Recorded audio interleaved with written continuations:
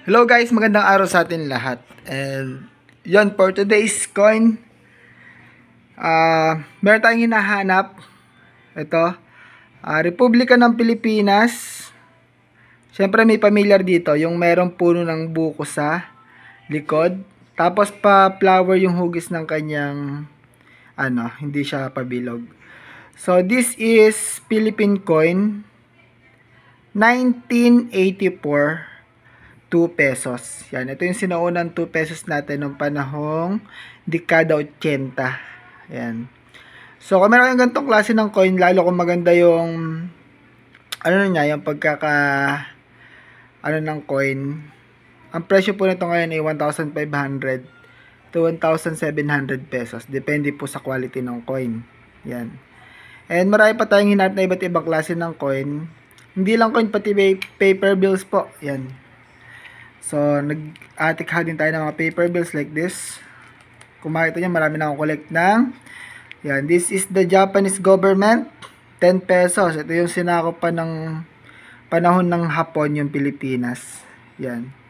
So, ito yung tinatawag na Japanese Philippine 10 peso bill. Yan, sa likod makikita nyo naman. Ito yung likod niya.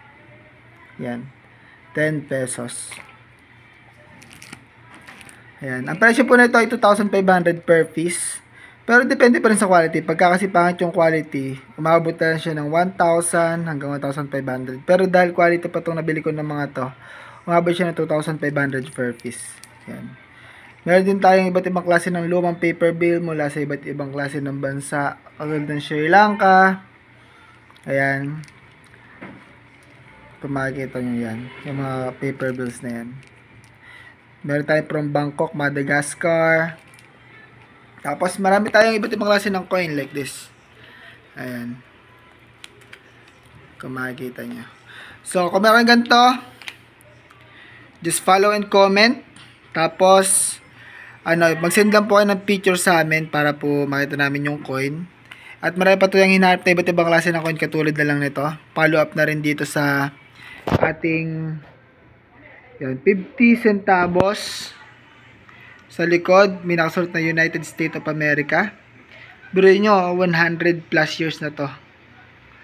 United States of America, 1921.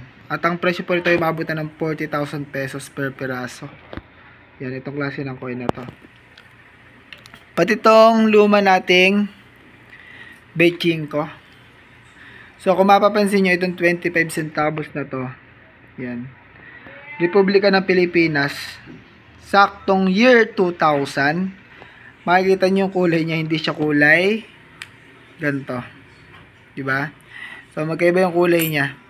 This is a silver 25 centimos. Yan. Republika ng Pilipinas, year 2000. Central Bank ng Pilipinas, 1993, yung nakasulat sa likod. Kung meron kayong ganito, 2,700 din po yung presyo nito. Dahil to ay silver 25 centavos. Year 2000 eksakto. Yan. Just follow and comment kung meron kayong ganito at marami pa tayong hinarap na iba't ibang klase ng mga old coins. Yan. Tapos ipapollow up ko na rin kung meron kayong ganito. Yan. This is Sri Lanka coin. Sa harap. Yan. May na tao. 2,300 hanggang 2,500 naman ito per piece. Depende sa quality ng coin. Yan. At hanap pa tayo ng iba't ibang. Kung meron kayong mga iba't ibang klaseng lumang coin dyan, just comment lang at sabihin nyo sa akin kung anong klase ng coins meron kayo para malaman natin yung value at mga lumang paper bills. So yun. Thank you so much and God bless guys. Ingat tayo palagi and bye.